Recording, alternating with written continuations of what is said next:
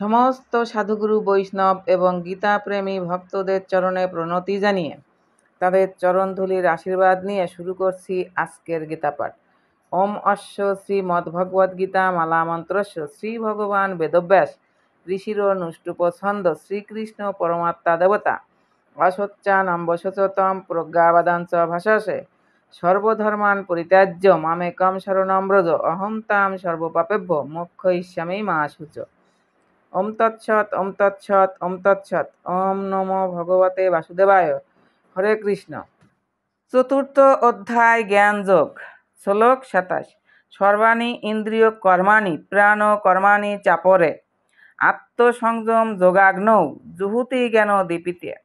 গীতার গান। সর্বেন্দ্রিয় কর্মপ্রাণ সংযম অগ্নিতে যত্নশীল যতযোগী হবন করিতে আত্মসংযম আদি যোগ জ্ঞান দীপিতে পৃথক পৃথক যোগী হয় যুক্ত সে যোগেতে। অনুবাদ। মন ও ইন্দ্রিয় সংযমের মাধ্যমে যারা আত্মজ্ঞান লাভের প্রয়াসী তারা তাদের সমস্ত ইন্দ্রিয়ের কার্যকলাপ ও প্রাণবায়ু জ্ঞানের দ্বারা প্রদীপ্ত আত্মসংযম রূপ অগ্নিতে আহুতি দেন। তাৎপর্য। এই শ্লোকে পতঞ্জলি প্রণীত যোগ পদ্ধতির কথা বলা হয়েছে। পতঞ্জলির যোগসূত্রে আত্মাকে প্রত্যগাত্মা ও পরাগাত্মা নামে অভিহিত করা হয়েছে।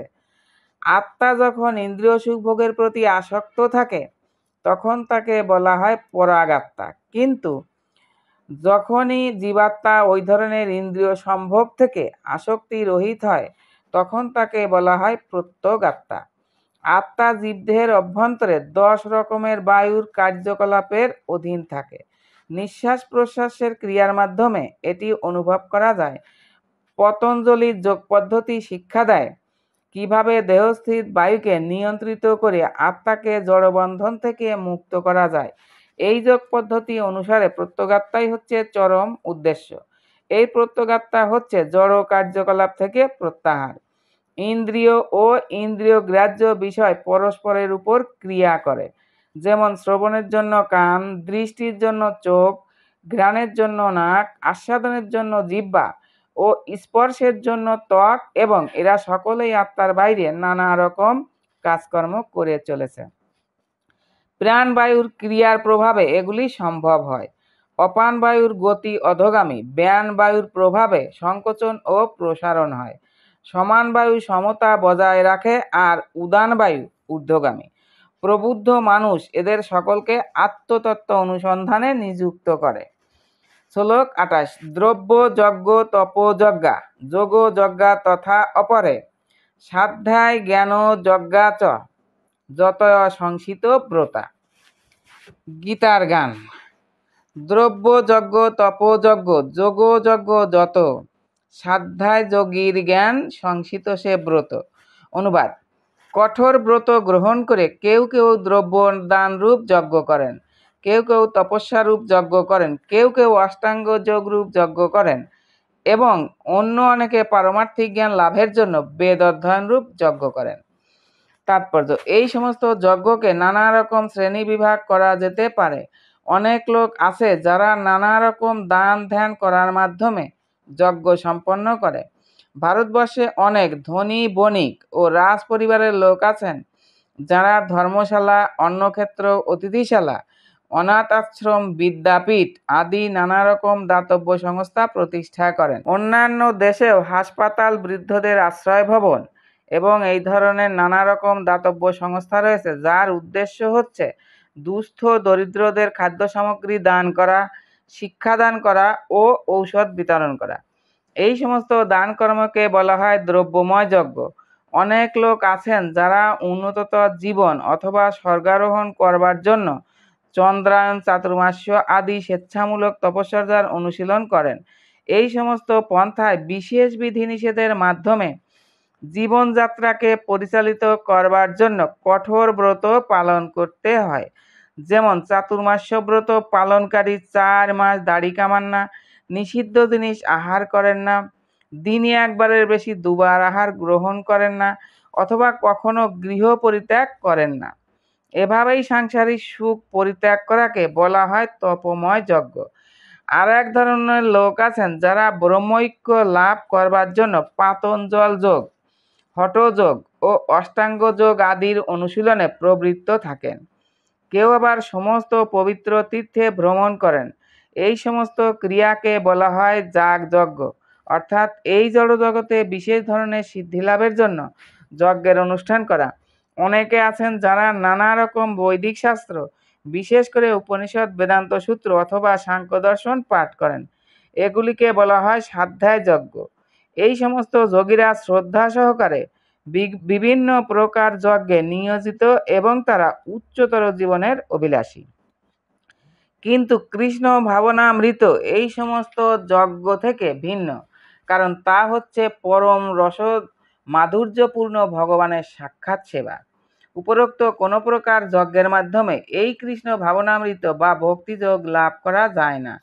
তা লাভ করা যায় কেবল ভগবান ও তার শুদ্ধ ভক্তের কৃপার ফলে। তাই কৃষ্ণ ভাবনামৃত হচ্ছে দিব্য অপ্রাকৃত। শ্লোক 29। অপানে জুহুতি প্রাণাম প্রাণে অপানম তথা অপরে। প্রাণ অপান গতিরুদ্ধা প্রাণায়াম পরায়ণা। অপরে নিহত আহারা প্রাণান প্রাণেষু জুহুতি। গীতার গান। প্রাণ অপান যোগক্রিয়া অপানে হবন। প্রাণ অপান গতিরুদ্ধ প্রাণায়ামী হন। আহারাদি খর্ব করি নিয়ত আহার। প্রাণকে প্রাণেতে দেয় হোমের আকার। অনুবাদ। আর যারা প্রাণায়াম চর্চায় আগ্রহী তারা অপান বায়ুকে প্রাণবায়ুতে এবং প্রাণবায়ুকে অপান বায়ুতে আহুতি দিয়ে অবশেষে প্রাণ ও অপান বায়ুর গতিরোধ করে সমাধিস্থ হন। কেউ আবার আহার সংযম করে প্রাণবায়ুকে প্রাণবায়ুতেই আহুতি দেন। তাৎপর্য। যোগে নিঃশ্বাস প্রশ্বাস নিয়ন্ত্রণের প্রণালীকে বলা হয় প্রাণায়াম। প্রাথমিক স্তরে হঠযোগে বিভিন্ন প্রণালী অভ্যাস করার মাধ্যমে এই প্রাণায়ামের অনুশীলন করা হয়। ইন্দ্রিয়গুলিকে দমন করে পারমার্থিক উন্নতি সাধন করবার জন্য এই সমস্ত বিধিবিধান দেওয়া হয়েছে। এই সমস্ত ক্রিয়া অনুশীলন করার ফলে দেহস্থিত বায়ুকে নিয়ন্ত্রিত করে বিপরীত দিকে চালিত করা হয়। অপান বায়ুর গতি নিম্নমুখী এবং প্রাণবায়ুর গতি ঊর্ধ্বমুখী।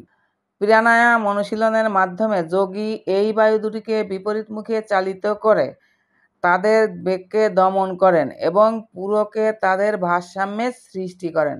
এভাবেই নিঃশ্বাসকে যখন প্রশ্বাসে অর্পণ করা হয় তখন তাকে বলা হয় রেচক। দুটি বায়ুর গতিকে যখন স্থির করা হয় তখন তাকে বলা হয় কুম্ভক। এই কুম্ভকের অনুশীলনের ফলে যোগীরা পারমার্থিক উপলব্ধির পূর্ণতা লাভের উদ্দেশ্যে তাদের আয়ু বৃদ্ধি করতে পারেন।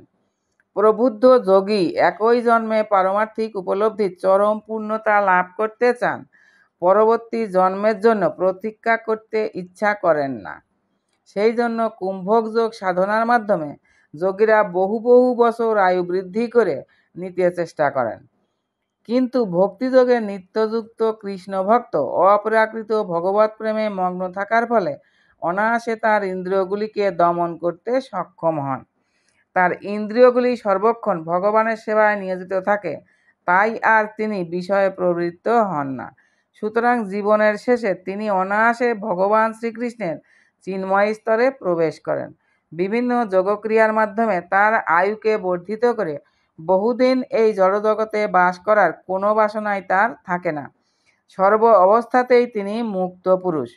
সেই সম্বন্ধে ভগবদ্গীতায় বলা হয়েছে,